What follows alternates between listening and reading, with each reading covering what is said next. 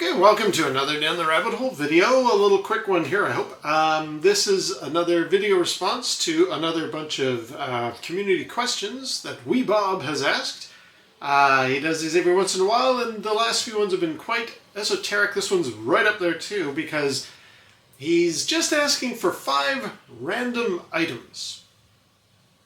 And that's kind of hard, weirdly. It's very challenging in a way that I hadn't expected for me to come up with a list, because I'm constantly random with almost all my videos. Practically everything I ever talk about is a random fluke thing that I thought about, and I didn't really have an answer for any of these at first. I thought, if I'm going to do a video about anything, I don't need to do it in a list like this. I'll just do, here's a random thing. But I thought, no. There are a handful of items, because Wee Bob used up some interesting ideas of like a pair of socks that he had from McDonald's or that kind of stuff.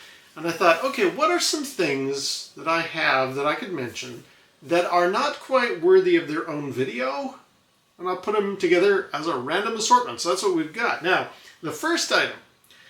This was something that came to me out of the blue, and it's connected to a video years ago by Lawn Boys Post, 1975.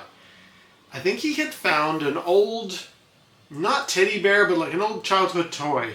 And he thought, wow, this is a thing that takes me way back, and I had forgotten about it. Do you guys have anything still from your childhood, from when you were a little kid? And I stumbled across this item and thought, had I been around doing the answers to questions thing back then, this would have been my entry. This is a little owl that I made. It's plasticine, or no, it's clay that we had formed, I want to say in like primary school, like 6 years old, 7 years old. We were essentially shown how to, mix together clay, put it into a shape, and then make something out of it. It's a little arts and crafts thing.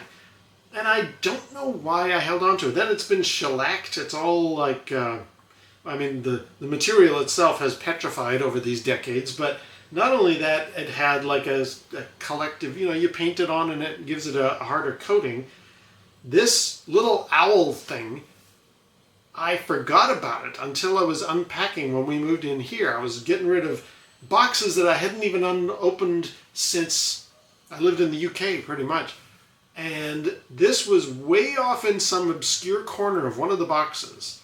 And I just thought, oh my God, I forgot about this thing. That's pretty incredible. His wing had broken off. So in the meantime, when we moved in here, I have repaired him, and now he's whole once again.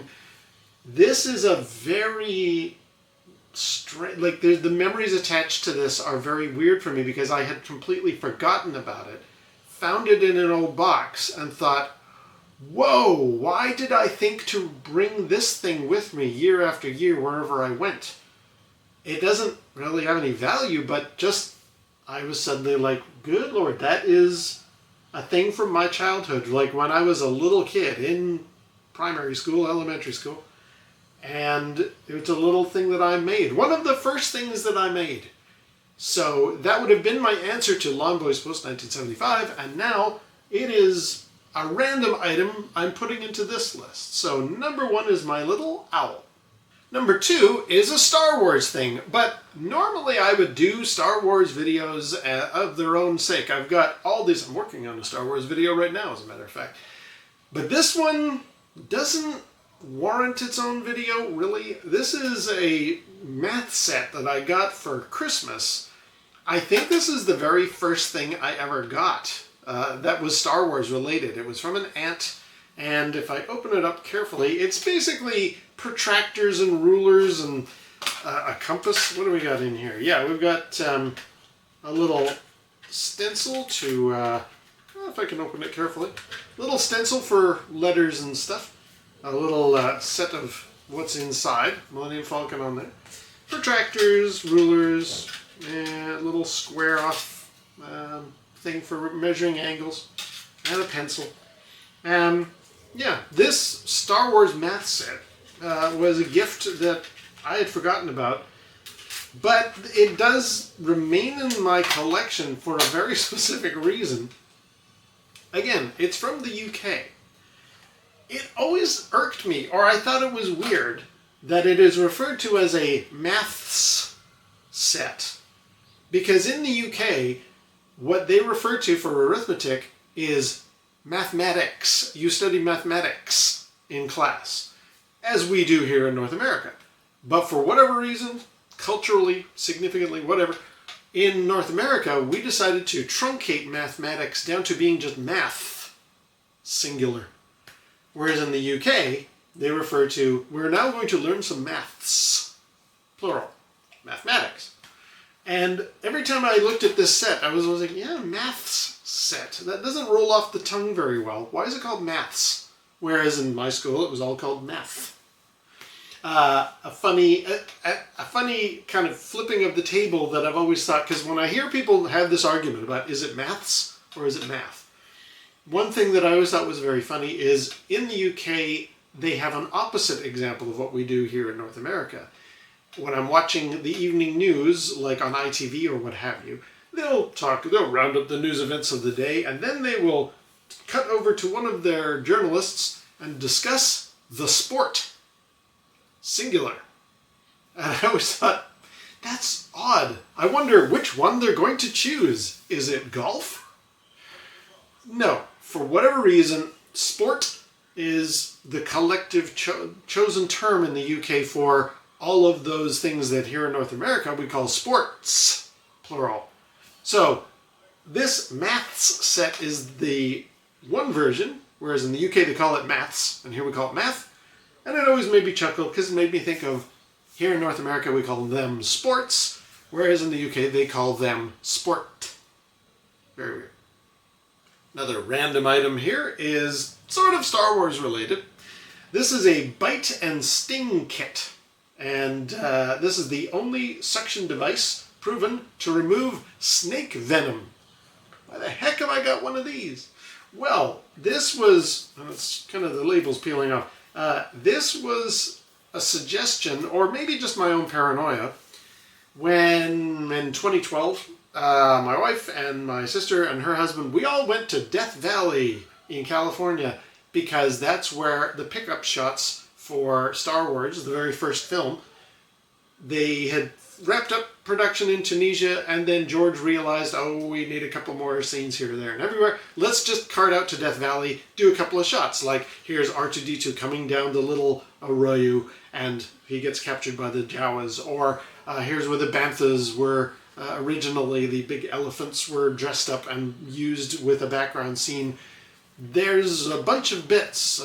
Later on, they also went back when they went to Jabba's palace. And I had a moment to talk to Anthony Daniels at Vancouver Fan Expo where I showed him, here we are going across the same track of ground that you did back in 1983 or 82, whenever you filmed it.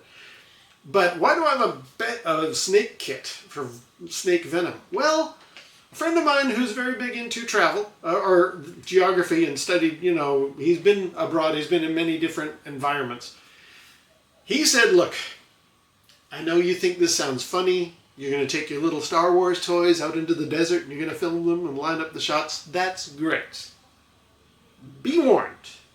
There are rattlesnakes out there. I don't want to bring you down, but just be alert, okay?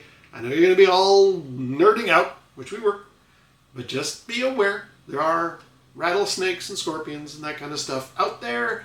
Be very careful where you walk. Make sure you check crevices before you stick your foot in there. Just be careful. And I thought, yeah, that's a valid point because the nearest hospital was quite a long distance away. So we brought this snake bite kit, just in case. Luckily, we never needed it. But even open this. I don't think I've opened it since. I did actually lend this out to my brother. He was doing a little film thing. Yeah, there we go. He was doing a little film thing out in a desert area, and he said, yeah, borrow that snake bite kit just in case. So what do we got here? These are probably all expired, but sting relief and alcohol prep pad and little things that you can kind of, oh, it's even got a razor to shave off the area. And then the extractor is here. You put these different nozzle pieces on it. It actually says the extractor on it. I guess you would line that up to where the snake bite head with that thing, and then you pull that to like suck the venom out. So then squirt it away. Yeah, this is quite a unique thing. How do I put that back? Anyway, so the snake bite kit is another item in my collection that is random, but not really worthy of its own little story until now. Number 4 of my random items is a bit of a cheat. It's some paperwork. Now, I don't have it handy, and even if I did, I wouldn't be holding it up to the camera, so I'm using a blank piece of paper as my example. In my collection of certificates and schooling and diplomas and all the, the important stuff that you always hang on to for certification, you've worked so hard to get your various acknowledgments from schools, you might as well hang on to the piece of certificate paperwork that shows it. In that same box, which is a little hard to get to, and again, I don't want to hold it up to the camera because of reasons I'm about to explain, I got a piece of paper, a form, a notification from the bank. I had got a student loan out and managed to get myself through school and paid it all off, and that was great. And I saw on one of our news journal television shows, documentary type shows here in Canada, they had just done a story about a guy who had gone through school, paid off his loan, everything was groovy. For some reason, that had not fulfilled some requirement and had laid dormant for years and had gradually built up interest, and he was suddenly presented with, oh, by the way, that student loan that you had from 17 years ago, you now owe $50,000 of interest on it. And that was a shocking thing worthy of this article. And it stuck in my head. I was like, oh, I would never want that to happen to me. So when I paid off my student loan, I went into the bank and I said, look, I saw this thing on television. Can I get proof that I have paid my student loan off with you guys? Just a form, a declaration, a piece of, indication, something legally binding that can say, yeah, he definitely paid off his student loan, because I don't want to be like that guy on TV.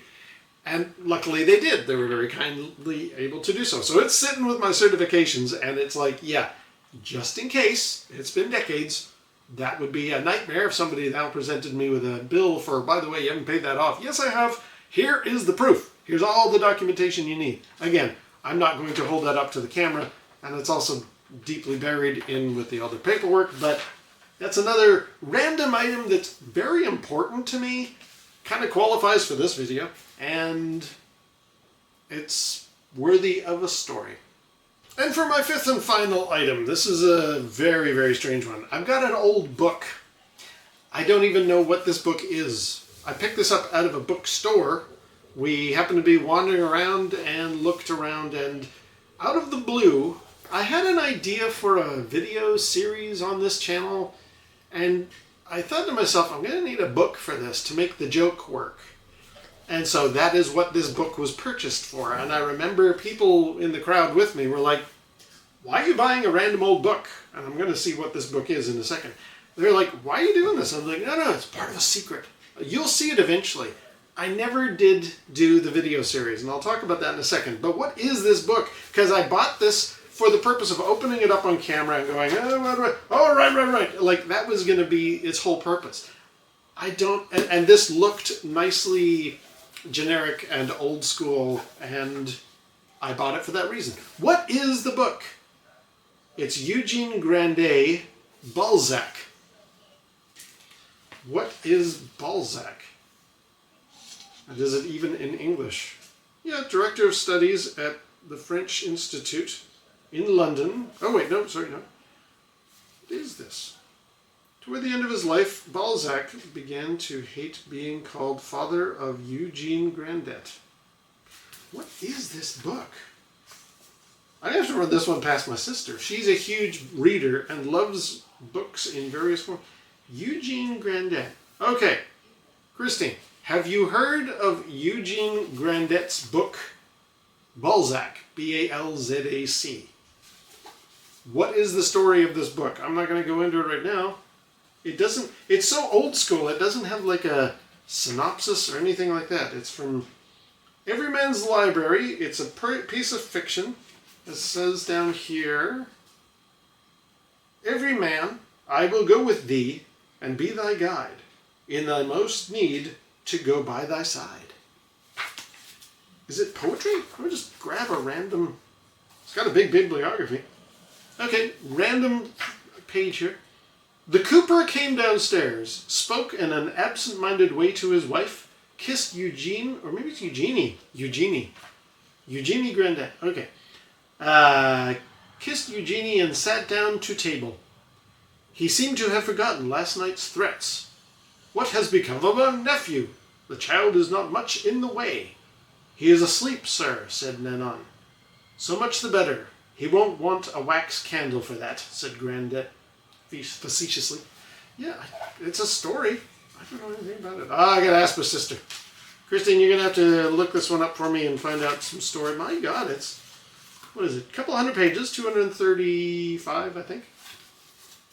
Anyway, so why did I buy this book? Well, at one time, so there was a funny story from my brother-in-law that made me inspired to do a whole video series. He was saying that he was making a stew or something, and the instructions said to get a beef cube and boil it. And he did, and it didn't work. Now, the funny thing was, a beef cube meant like one of those OXO cubes, a bit of bouillon. You put it in the water, it expands, it dissolves, and it becomes like a base for a soup or a stew. He thought it meant take a piece of beef, cut it into a square, and put that into boiling water. No wonder it didn't work. It inspired me to think, when I was young and, cooking for myself for the first time, there were a bunch of phrases I didn't know what they meant. Like, there was a thing about cook some mushrooms in a pan, saute them. What does that mean? I don't know how to saute something. I just know how to fry something. And I thought to myself, that might actually make a funny video series, is to have a guy who doesn't know how to cook things, but I couldn't quite wrap my head around it. And then I got inspiration. I thought, no, wait, he'll be like a clueless cowboy, and he's like running the chuck wagon, and he's been informed by the guys out with the horses, we'll be back in, a day. We want to have something that involves a beef cube, and I was going to dress up in this cowboy outfit, pull out my trusty cookbook, and look up, and it says here, prepare a beef cube. Well, let's cut a piece of meat into a cube and put it into the... I had that idea. I had a whole bunch of things. Something that I heard mentioned on the Great British Bake Off is shoe pastry. And I thought, oh, there's a good one for the cowboy. He could put a shoe into some pastry. That kind of thing. It was going to be a comedy thing. And this was going to be one of the props for that. I opted against it. I just thought, filming in the kitchen is a little bit problematic. And sometimes funny stuff to me doesn't translate well on camera. And I just thought to myself, no. Plus, I don't want to start this as a cooking channel. No. So it went off to the wayside, but I've still got the book that I was going to open up as the old codgerly cowboy trying to find this recipe and having a laugh, but didn't end up working. So that is why I have that book, along with my other 5 random items. So, thank you, Wee Bob. This has been an interesting trip down memory lane, and I hope these stories are interesting enough. None of these are worthy of their own standalone video, but I thought, yeah, Wee Bob wants 5 random items. And do they have a story attached to them? Well, boy, do these ones do that. I'm going to leave it there. So until next time, we'll see you down the rabbit hole.